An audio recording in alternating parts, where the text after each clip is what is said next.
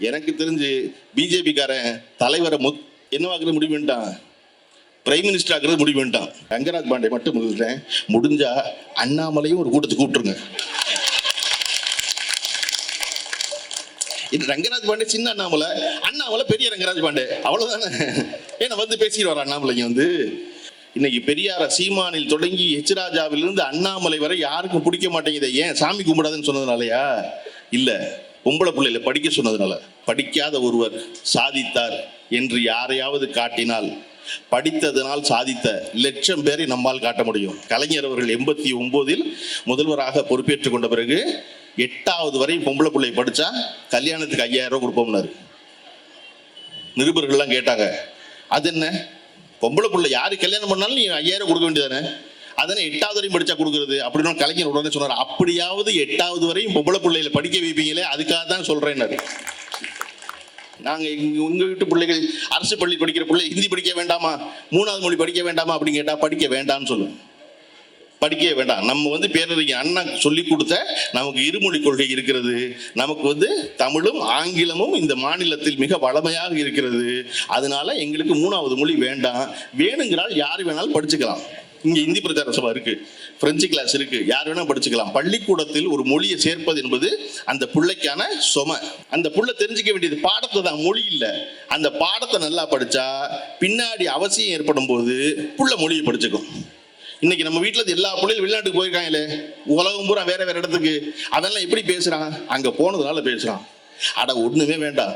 பீகார்ல இருந்து இங்க டேபிள் துடைக்க வந்தான்ல, அவங்ககிட்ட எல்லாம் நம்ம இந்தியா பேசுறோம், அவன் தானே தமிழ் பேசுறான். அவன் என்ன மும்மொழி கொள்கையில் அங்கே தமிழ் படிச்சுட்டு வந்தானா? தமிழ்நாட்டுக்கு போனா நல்லா டேபிள் துடைக்கலாம், தமிழ் தெரிஞ்சான் துடைப்போம் நான் வந்தாவன். மகாராஷ்டிரா பற்றி எறிவதற்கான வேலையை பஜ்ரங் செய்யுது, பிஜேபி அதை ஆதரிக்குது.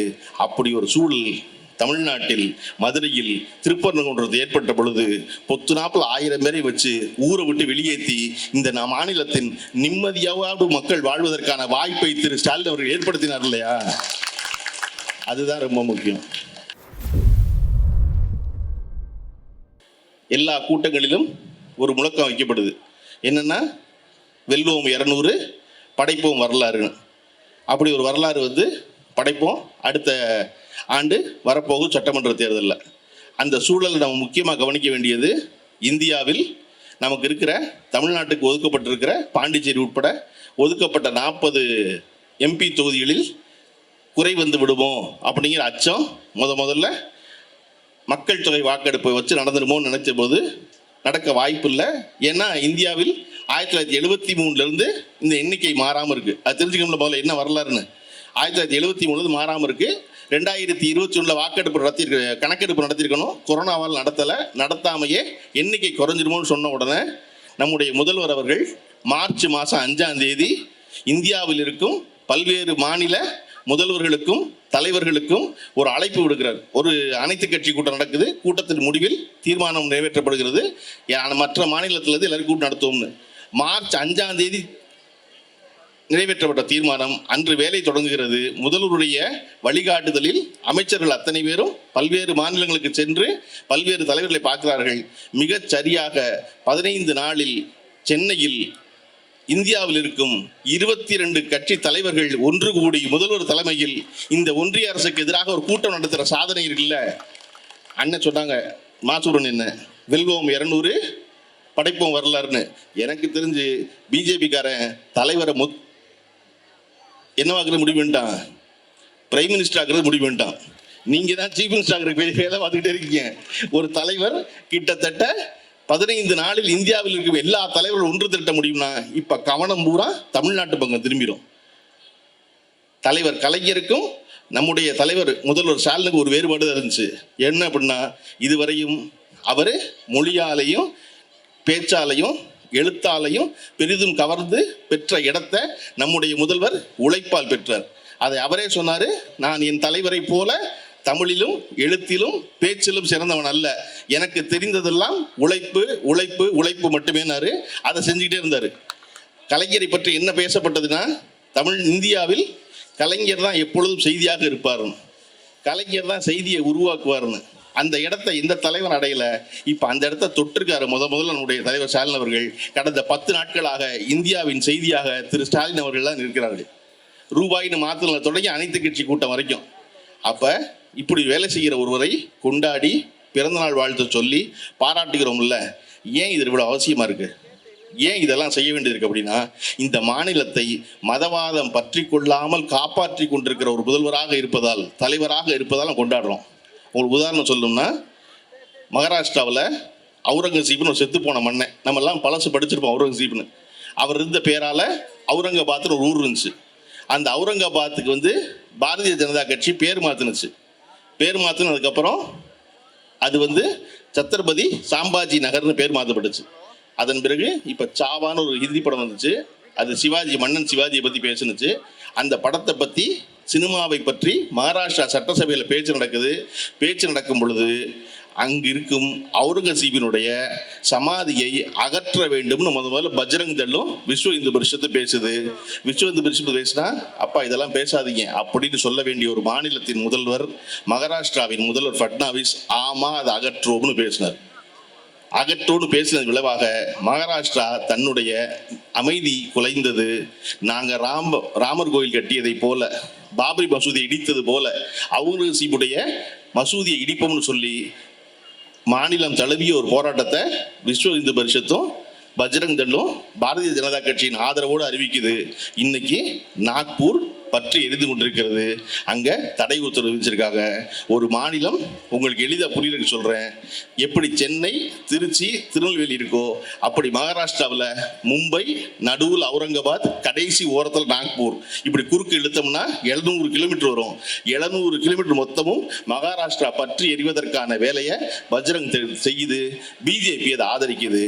அப்படி ஒரு சூழல் தமிழ்நாட்டில் மதுரையில் திருப்பரங்குன்றத்தில் ஏற்பட்ட பொழுது பொத்து நாப்பில் 1000 பேரை வச்சு ஊரை விட்டு வெளியேற்றி இந்த மாநிலத்தின் நிம்மதியாவது மக்கள் வாழ்வதற்கான வாய்ப்பை திரு ஸ்டாலின் அவர்கள் ஏற்படுத்தினார் இல்லையா? அதுதான் ரொம்ப முக்கியம். மலை மேல மசூதி இருந்துச்சு, தர்கா இருந்துச்சு, மாத்துன்னு சொல்றாலும் அடே அதெல்லாம் உன் வேலையை பாரு, அது ரொம்ப நாள் அங்கே இருக்கு, அது இருக்கும், நீ போ அப்படின்னு சொல்லி அனுப்புறது இருக்கு இல்லையா? அப்படி இங்க எந்த மதவாத சக்திகளும் தலை தூக்காமல் இந்த தமிழ்நாட்டின் மக்கள் சகோதர எண்ணத்தோடு தொடர்ச்சியாக வாழ்வதற்கு தலைவர் ஸ்டாலின் அவர்கள் ஒரு காரியத்தை செய்கிறார் என்றால், தமிழ்நாட்டு மக்களும் அதற்கு அவ்வளவு உறுதுணையாக இருக்கிறார்களே ஏன் என்ற கேள்வி இருக்கிறது. தமிழ்நாட்டு மக்கள் சொல்லணும்ல, மற்ற மாநிலத்தில் எல்லாம் கேட்கறாங்க பிஜேபி என்ன சொன்னாலும், தமிழ்நாட்டில் ஏன் பிஜேபி சொன்னா கேட்க மாட்டேங்கிறான். போப்பா எனக்கு தெரியுமான்னு சொல்றானே, ஏன் அப்படி? ஏன்னா நம்ம இங்க கடந்த 70 ஆண்டு காலமாக தொடர்ச்சியாக படிப்பு முக்கியம், படிப்பு முக்கியம், படிப்பு முக்கியம், எல்லாரையும் படிக்க வச்சிருக்கிறதுனால அவன் சொல்றான் போப்போம் வேலையை பார்த்து எங்களுக்கு தெரியும், நாங்க பாத்துக்கிறோம் அப்படின்னு. தமிழ்நாட்டில் மட்டும் பாரதிய ஜனதா கட்சியின் எந்த செயல் திட்டமும் செயல்பட மாட்டேங்குது, எந்த துரோக திட்டமும் செயல்பட மாட்டேங்குது, எந்த விஷம பிரச்சாரம் ஈடுபட மாட்டேங்குது. அண்ணன் மாசுபுரமணியன் அண்ணன் பல கூட்டம் நடத்தும் போது ஒரு கூட்டத்தில் ரங்கராஜ் பாண்டேவை கூப்பிட்டு கூட்டம் நடத்திட்டாரு. அவ்வளவு பேர் சோசியல் மீடியாவில் அலறிட்டான். ரங்கராஜ் பாண்டேலாம் ஒரு ஆள், அண்ணன் கூப்பிடலாமா மாசுபுரமணியன்? எனக்கு அண்ணன் நான் சொல்றேன் கூப்பிட்டேன், சரி நம்ம கூப்பிடணும். அங்கேதான் நம்ம மேன்மையான ஆளாகிறோம். நம்ம என்ன ஆகிறோம்? டேய் எங்கிட்ட எதிர்த்து பேசுற கருத்து இருக்கு, நீ வா நல்லா கடைவிரி சொல்லு.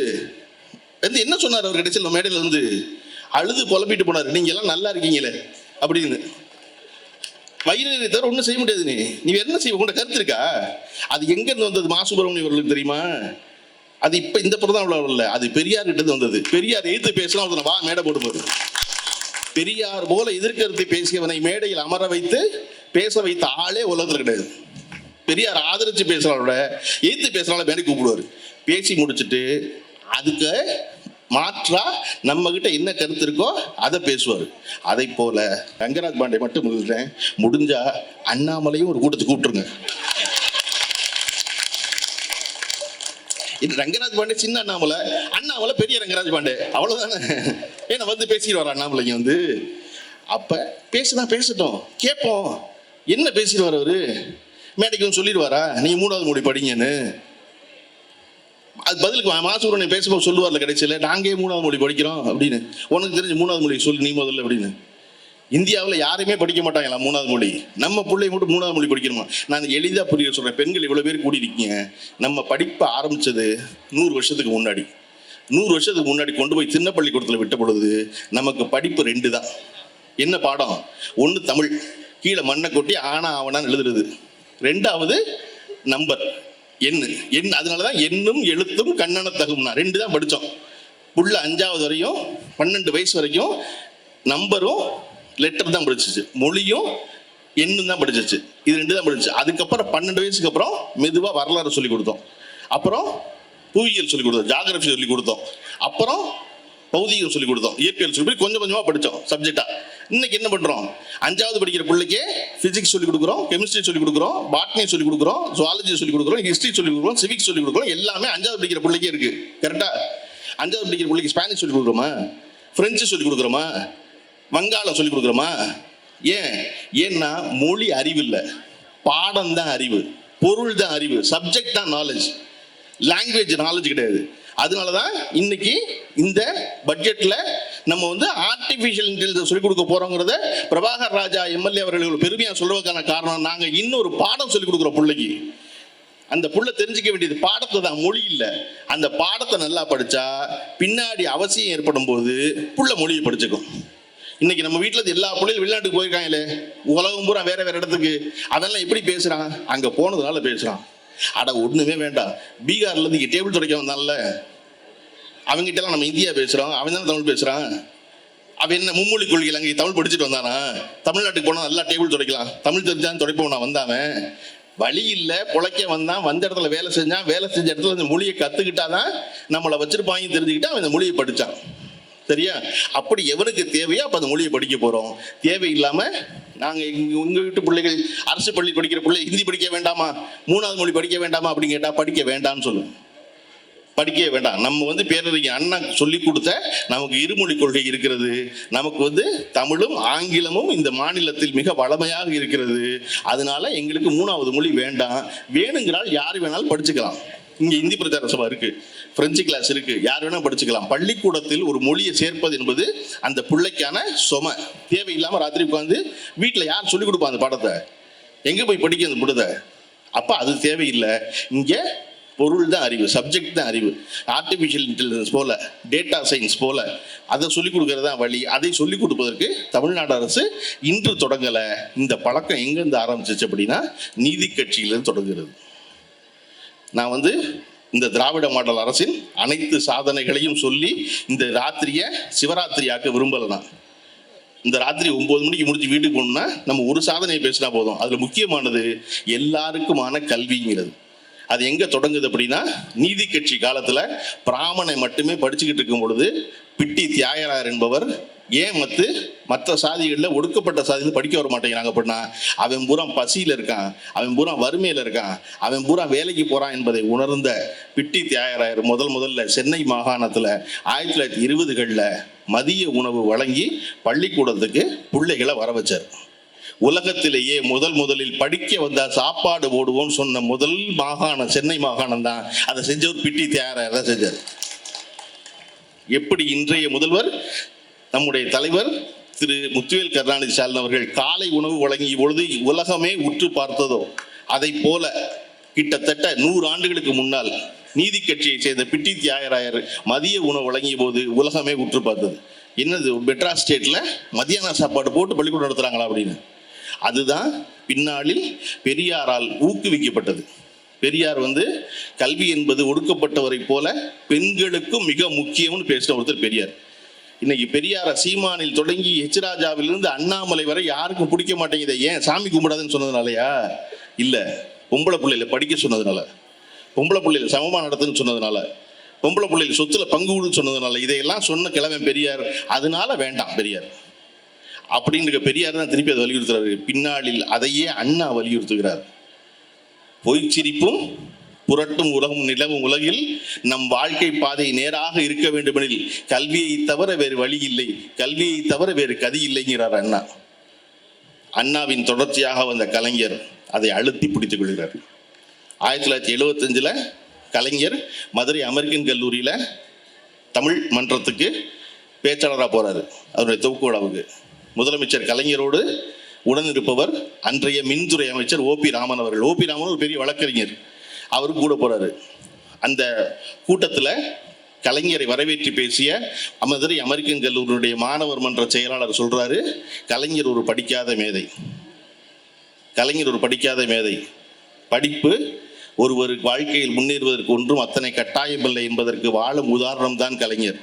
அவர் அடைந்திருக்க உயரம் அளவிட முடியாதது அப்படின்னு சொல்லி கண்ணதாசனுடைய ஒரு பாட்டை உதாரணமாக சொல்றாரு. வாழை மரம் படித்ததில்லை, கனி கொடுக்க மறந்ததா, வான்முகிலும் கற்றதில்லை, மழை பொழிய மறந்ததா, கற்றதினால் அறிவு பெற்றோர் 1000 உண்டு, பாடம் படிக்காத மேதைகளும் பாரில் உண்டு அப்படின்னு பாட்டை சொல்லி கலைஞர் கொண்டாடி பாராட்டுறாரு.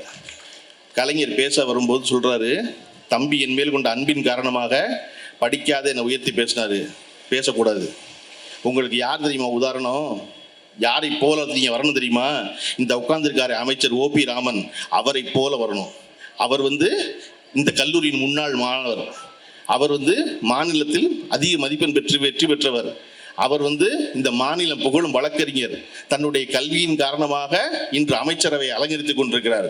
ஓபி ராமனை போலத்தான் நீங்க வரணுமே ஒழிய ஓபி ராமனை தான் வழிகாட்டி எடுத்துக்கணும், என்ன எடுத்துக்காதீங்க. ஏன்னான்னு சொல்றாரு, விதி விலக்கு வழிகாட்டி ஆகாதுங்கிறார் கலைஞர். விதி விலக்கு வழிகாட்டி ஆகாது, அதை வச்சுக்காது அப்படின்னு. அதை வச்சுக்க கூடாது. ஒரு தலைவன் சொல்லணும்ல, தன்னை புகழ்ந்தா பிடிக்கும்ல, ஆமாமா நான்லாம் படிக்காம பிரமாதமா வந்தவன் ஓபி ராமனுக்கு மேல நான் தானே சொல்லணும். ஆனா சொல்லாம நீ யாரை வச்சுக்கணும்னா, யார் படித்திருக்கிறாரோ அவரை உதாரணமாக கொள், என்னை உதாரணமாக கொள்ளாதுன்னு சொன்ன தலைவர் இருக்கார் இல்லையா, அந்த தலைவரின் வழியாகத்தான் 1922 ஜூன் மாதம் 13 நம்ம திருவள்ளூர் மாவட்டத்தில் என்னும் எழுத்துங்கிற திட்டத்தை துவங்கி வச்ச நம்முடைய முதல்வர் ஸ்டாலின் அவர்கள் சொன்னார், வாழ்க்கையில் தரம் உயர்வதற்கு ஒரே வழி கல்வி மட்டும்தான். படிக்காத ஒருவர் சாதித்தார் என்று யாரையாவது காட்டினால், படித்ததனால் சாதித்த 1,00,000 பேரை நம்மால் காட்ட முடியும். படிக்காமல் ஒருத்தர் சாதித்தார் என்று சொல்வது நம்மளை சூழ்ச்சி வலையில் சிக்க வைப்பது. இவனெல்லாம் படித்து விட்டானே என்ற எரிச்சலில் சொல்வது. அதனால் படியுங்கள் படியுங்கள் படியுங்கள் தலைவர் ஸ்டாலின் அவர்கள் படியுங்கள் படியுங்கள் சொன்னது எங்கிருந்து வருது? நீதி கட்சியிலிருந்து வருது. 1920 வருது, 2024 2021 குளத்தூர்ல சொல்றது. அப்ப கிட்டத்தட்ட 100 ஆண்டு காலமாக ஒரு மாநிலம் படிப்பதை பற்றியே கவலைப்பட்டு கொண்டே இருக்கிறது. அதிலும் குறிப்பாக பெண்கள் படிப்பதை பற்றி. கலைஞர் அவர்கள் 89 முதல்வராக பொறுப்பேற்றுக் கொண்ட பிறகு 8வது வரை பொம்பளை பிள்ளை படிச்சா கல்யாணத்துக்கு 5000 ரூபாய் கொடுப்போம்னாரு. நிருபர்கள்லாம் கேட்டாங்க, அது என்ன பொம்பளை பிள்ளை யாரு கல்யாணம் பண்ணாலும் நீ 5000 கொடுக்க வேண்டியதானே, அதனை 8வது வரையும் படிச்சா கொடுக்கறது அப்படின்னு கலைஞர் உடனே சொன்னார். அப்படியாவது 8வது வரையும் பொம்பளை பிள்ளைகளை படிக்க வைப்பீங்களே, அதுக்காக தான் சொல்றேன்னாரு. அதன் பின்னால் அது தாலிக்கு தங்கமாக மாறியது. நம்முடைய முதல்வர் ஸ்டாலின் அவர்கள் நினைச்சாரு, தாலிக்கா தங்கம் கொடுக்கறது, இந்த பொம்பளை பிள்ளையிலேயே தங்கமா மாத்தணும், எப்படி மாத்துறது இல்லையா? ஒரு தடவை 1 கிராம் தங்கம், 1 பவுன் தங்கம் என்னன்னு போறோம். ஒரு பொம்பளை பிள்ளை நல்லா படிச்சு நல்லா வேலைக்கு போய் நல்லா இருந்தா அந்த பொண்ணு எத்தனை பவுன் தங்கம் வேணாலும் வாங்கிக்கும். அப்ப 6வதுலேருந்து 12வது வரையும் அரசு பள்ளியில படிச்சா அந்த பெண்களுக்கு எவ்வளவு படிச்சாலும், எவ்வளவு நாளைக்கு படிச்சாலும், படிப்பு முடியும் காலம் வரை மாதம் 1000 ரூபாய் அறிவித்த ஒரே ஒரு மாநிலம் தமிழ்நாடு தான். இன்னைக்கு பெண்களுக்கான பேருந்து பயணத்தை பத்தி அமைச்சர் அவர்கள் புள்ளிவிவர கணக்கெல்லாம் சொன்னாரு. நீங்க அந்த பேருந்து பயணம் எவ்வளவு பெரிய மாற்றத்தை, இத்தனை கோடி பேர் பயணம் செய்கிறார்கள் என்பது வேறு. அந்த பேருந்து பயணம் என்ன மாற்றத்தை தெரியுமா வாழ்க்கையில் ஏற்படுத்தும்? இந்த KK நகர்ல, இந்த MGR நகர்ல இருக்க ஒரு காலேஜ் படிச்ச ஒரு பொண்ணு, காலேஜ் படிக்கிற ஒரு பொண்ணு சாயந்தரம் இங்கே இருக்க ஒரு ஃபேன்சி ஸ்டோரில் வேலை செய்யணும்னு நினைக்குது. வேலை செஞ்சால் MGR நகரில் என்ன சம்பளம் கொடுப்பார்? ஒரு ஃபேன்சி ஸ்டோர் கடைக்கார முதலாளி ஒரு 7000 ரூபா சம்பளம் கொடுப்பாரு, ஒரு 8000 ரூபா சம்பளம் கொடுப்பாரு. அவ்வளோதான் கொடுக்க முடியும், எவ்வளோ வியாபாரம் நடக்கும். அந்த பொண்ணு இங்கேருந்து கிளம்பி டி நகருக்கு வேலைக்கு போணுச்சுன்னா, பாண்டி பஜாருக்கு வேலைக்கு போணுச்சுன்னா, அதே வேலைக்கு சேல்ஸ் கேர்ள் வேலைக்கு இங்கே 8000 ரூபா சம்பளம், அங்கே 10,000 ரூபா ஆயிரும். அங்கே 10,000 ஆயிரமா, 2000 கூட கொடுப்பாரு அங்கே இருக்கேன்னு. ஏன்னா அங்கே வியாபாரம் கூட நடக்கும், கடை பெரிய கடை, அதனால ஈஸியாக 10,000 கூட கொடுப்பாரு. ஆனால் இங்கே இருக்க அப்பா என்ன சொல்லுவார்?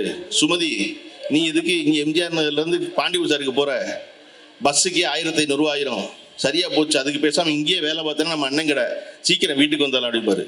இப்போ பேருந்து இலவசமாக ஓடணும்னு அந்த பொண்ணு என்ன சொல்லுவானா, அப்பா கூட 2000 ரூபா கிடைக்கும், பஸ்ஸு சும்மா ஓடுது, நான் டி நகரில் போய் வேலை பார்த்துட்டு வரேன். அந்த பொண்ணு கிளம்பி டி நகருக்கு போவா. MGR நகர்லேருந்து டி நகருக்கு போன பொண்ணு டி நகரோடு நிற்பாளா? டி நகருக்கு போன பொண்ணு அங்கேருந்து அடுத்த வேலை கிடச்சி சென்னையை விட்டு பாம்பேக்கு போக பாப்பா. இதுக்கிடையில படிப்பு முடியும். படிப்பு முடிஞ்சு அவளுடைய மேற்படிப்பை நான் பாம்பேல படிச்சுக்கிட்டே வேலை செய்கிறேன்னு படிக்க பாம்பேக்கு போய் வேலையை பாம்பேல பார்ப்பா. பாம்பேல வேலை செய்கிற பொண்ணு படிச்சுக்கிட்டே இருக்க, அடுத்து என்ன செய்வா? மேற்படிப்புக்கு அங்கிருந்து பிரான்ஸுக்கு போவா. அப்ப ஒரு இலவசம் ஒரு பேருந்து ஓட்டுவதால் ஒரு பெண்ணின் வாழ்க்கை எம்ஜிஆர் நகர்ல இருந்து பிரான்ஸுக்கு மாறிடும் அப்படின்னா அதனாலதான் பொண்ணை படிக்கணும். அதனாலதான் இதுக்கு பஸ் விடுவோங்கிறோம். ஏன் பொம்பளை பிள்ளை படிக்கணும்னு அரசு கவலைப்படுது?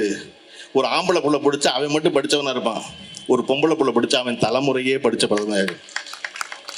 பிள்ளையில படிக்க வைக்க அவசியம், அது ரொம்ப முக்கியம் இல்லையா? ஒருத்தர் மட்டும் படிப்பதான் முக்கியம். அதனாலதான் 6வதுலேருந்து 12வது வரையும் அரசு பள்ளியில் படித்தா மாதம் 1000 ரூபா தர்றோம். சரி 11, 12 படிக்கல, 10வது வரையும் தான் படிச்சிருக்கோம், டிப்ளமோக்கு தான் போகிறோம், ஐடிஐக்கு தான் போகிறோம் அப்படின்னா பரவாயில்ல. 10வது வரையும் படித்து டிப்ளமோ படிக்க போகிறீங்க, பாலிடெக்னிக் படிக்க போகிறீங்க அப்படின்னாலும் 1000 ரூபா பொம்பளை பிள்ளை படிக்கிற கொடுக்குறோம். எனக்கு எம்ஜிஆர் நகர் மாதிரி இடத்துல பேசுவது என்ன தெரியுமா பெரிய மகிழ்ச்சி? இந்த ஏரியாவில் இருக்க பெண்கள் எல்லோரும் பார்த்தீங்கன்னா ஒரு பழக்கம் உண்டு, பிள்ளைகளுக்கு சோறு விட்டுறதுக்கு ரோட்டுக்கு வந்துடுவாங்க. நீங்கள் ராஜாண்ணாமலைபுரத்துலையோ ஆழ்வார்பேட்டையிலையோ பார்க்க முடியாது, ஃப்ளாட்டுக்கு உள்ளே வச்சு அவன் ஊட்டுவான். ஆனால் எம்ஜிஆர் நகரில் ரோட்டில் வந்து வேடிக்கை காமிச்சிட்டு பிள்ளைக்கு சோறு விட்டுவாங்க. என்னப்பா பிள்ளைக்கு சோறு விட்டது வேடிக்கை காமிச்சு சோறு விட்டுற விஷயமா அப்படின்னா அதில் விஷயம் இருக்குது. அந்த அம்மா என்ன பண்ணுவான்னா தன் பிள்ளைக்கு மட்டும் சோறு விட்ட மாட்டா, பக்கத்து வீட்டு பிள்ளை பக்கத்தில் இருந்து சீலையை பிடிச்சி இழுக்கும், அந்த பிள்ளைக்கு ஒரு வாய் சோறு விட்டுவார். கிண்ணத்தில் சோறு விட்டது தன் பிள்ளைக்கு விட்டதான், ஆனால் பக்கத்தில் ஒரு பிள்ளை வேடிக்கை பார்க்குது, வேடிக்கை பார்க்குற பிள்ளைக்கு சும்மா விடக்கூடாது, அதனால அதுக்கு ஒரு வாய் ஊட்டுவா. அப்படி அரசு பள்ளியில் 6வதுலேருந்து 12வது வரையும் படித்தவங்களுக்கு தான் மாதம் 1000 ரூபான்னு சொன்ன முதலமைச்சர், அரசு உதவி பெறும் பள்ளி இருக்கு இல்லையா, அந்த பிள்ளையெல்லாம் வேடிக்கை பார்த்து இல்லையா, அந்த பிள்ளையெல்லாம் வேடிக்கை பார்க்குது, ஒரு கவலத்தை அந்த பிள்ளைக்கு ஊட்டுண்டா அந்த பிள்ளைகளுக்கு மாதம் 1000 ரூபா பொம்பளை பிள்ளை எந்த பள்ளிக்கூடத்தில் படித்தாலும் பரவாயில்ல கூடு அப்படின்னு. அடுத்து வேடிக்கை பார்த்த பிள்ளை யாரு? நம்ம ஆம்பளை பைய. என்னங்க நீங்கள் பொம்பளை பிள்ளைகளுக்கு கொடுக்குறீங்க, நாங்கள் என்ன செஞ்சோம்? அதுக்கு மட்டும் புதுமை பெண் திட்டம்னா நாங்கள் ஆள் இல்லையா, வாங்க அப்படின்னு தமிழ் புதல்வன்னு ஒரு பேர் வச்சு போன ஆகஸ்ட்லேருந்து ஆம்பளை பிள்ளைக்கும் 1000 ரூபா. ஒரு மாநிலம் தொடர்ச்சியாக படிப்பவர்களுக்கு பணம் கொடுத்து கொண்டே இருக்கிறது, தொடர்ந்து படின்னு. அப்படி படிக்க வச்சதுனால இந்த திராவிட முன்னேற்ற கழக ஆட்சி வந்த பிறகு, இந்த திராவிட மாடல் நாயகர் ஆட்சிக்கு வந்த பிறகு பெண்கள் படிப்பின் எண்ணிக்கையில் 35 விழுக்காடு கூடியிருக்கிறது. 100க்கு 30 பேர் படித்தாங்கன்னா இப்போ 50 பேர் படிக்கிறாங்க. இது கூடியதற்கான காரணம் அவர்களுக்கு ஊக்கத்தொகையாக கொடுத்த 1000 ரூபா. 3.5 லட்சம் பெண்கள் அதிகமாக படிக்கிறாங்க, 2 லட்சம் ஆண்கள் படிக்கிறாங்க. இவ்வளவு பேர் படிப்பதற்கான காரணம் இந்த அரசு அதை பற்றி கவலைப்படுகிறது. உங்களுக்கு ஒரு எளிய கணக்கு சொல்லிடுறேன். இந்தியாவினுடைய மோடி அரசு மொத்த இந்தியாவுக்கு செலவழிக்கிற பணம் 76,000 கோடி ரூபா. 78,272 கோடி ரூபா. நம்ம தமிழ்நாட்டுக்கு மட்டும் செலவழிக்கிற பணம் எவ்வளவு தெரியுமா? 48,000 கோடி ரூபா செலவழிக்கிறோம் நம்ம. ஒரே ஒரு மாநிலம் தமிழ்நாட்டுக்கு. மொத்த இந்தியாவுக்கு 76,000 கோடி ரூபா செலவழிக்கிறான். அதில் எவ்வளோ தருவான்? நமக்கு 2,000 கோடி ரூபா தருவான். நம்ம முதல்வர் சொல்றாரு, அந்த 2,000 கோடி ரூபாய் நீயே வச்சுக்க, எங்களுக்கு தேவை 46,000 கோடி ரூபா வேணும் என் பிள்ளைய படிக்கிறதுக்கு. இதுக்கு எதுக்கு நீ இந்த 2,000 கோடி கொடுத்துட்டு அதுக்கு வந்து நீ எனக்கு 3வது மொழியை வேற ஒன்று படிக்கணுங்கிற, அதெல்லாம் படிக்க முடியாது, நீ இப்போ நான் வச்சுக்க மாட்டேன். நீ 10,000 கோடி ரூபா கொடுத்தாலும் எனக்கு வேண்டாம், இந்த மும்மொழி கொள்கையை ஒத்துக்க மாட்டேனா. நான் என் பொம்பளை பிள்ளைகள் படிக்க வைப்பேன், நான் என் ஆம்பளை பிள்ளைகள் படிக்க வைப்பேன். இந்த மாநிலத்தில் பெண்ணாய் பிறப்பதற்கு மாதவம் செய்திடல் வேண்டுமம்மான்னு மற்ற மாநிலத்து பெண்கள்லாம் பொறாமைப்படும் ஒரு ஆட்சியை நடத்தி கொண்டிருக்கும் முதல்வர் சொல்றாரு, எனக்கு நீ பணம் தர வேண்டாம், நான் பணத்தை வச்சுக்கிறேன் அப்படின்னு. அப்ப இந்தியாவை ஆளும் பாரதிய ஜனதா அரசு எதற்கு முக்கியத்துவம் கொடுக்கிறது, எதற்கு பணம் செலவழிக்கிறது? தமிழ்நாட்டில் ஆண்டு கொண்டிருக்கும் திராவிட மாடல் நாயகர் திரு முத்துவேல் கருணாநிதி ஸ்டாலின் எதற்கு பணம் ஒதுக்குகிறார், எது அவசியம் என்று நினைக்கிறார் என்பதை சிந்தித்து பார்த்தால் அண்ணன் மா சுப்பிரமணியன் அவர்கள் சொன்னது போல வெல்வோம் 200 படைப்போம் வரலாறு என்பது மட்டுமல்ல, இந்தியாவிற்கே வழிகாட்டியாக நம்முடைய முதல்வர் தலைவர் ஸ்டாலின் அவர்கள் வரப்போகும் நாள் வெகு தூரத்தில் இல்லை. இந்த பிறந்தநாள் மட்டுமல்லாது தொடர்ந்து வரும் பிறந்தநாள்களில் தொடர்ச்சியாக அவரை வாழ்த்துவோம், வாழ்த்துவதில் மகிழ்வோம். வணங்கி மகிழ்கிறேன். நன்றி, வணக்கம்.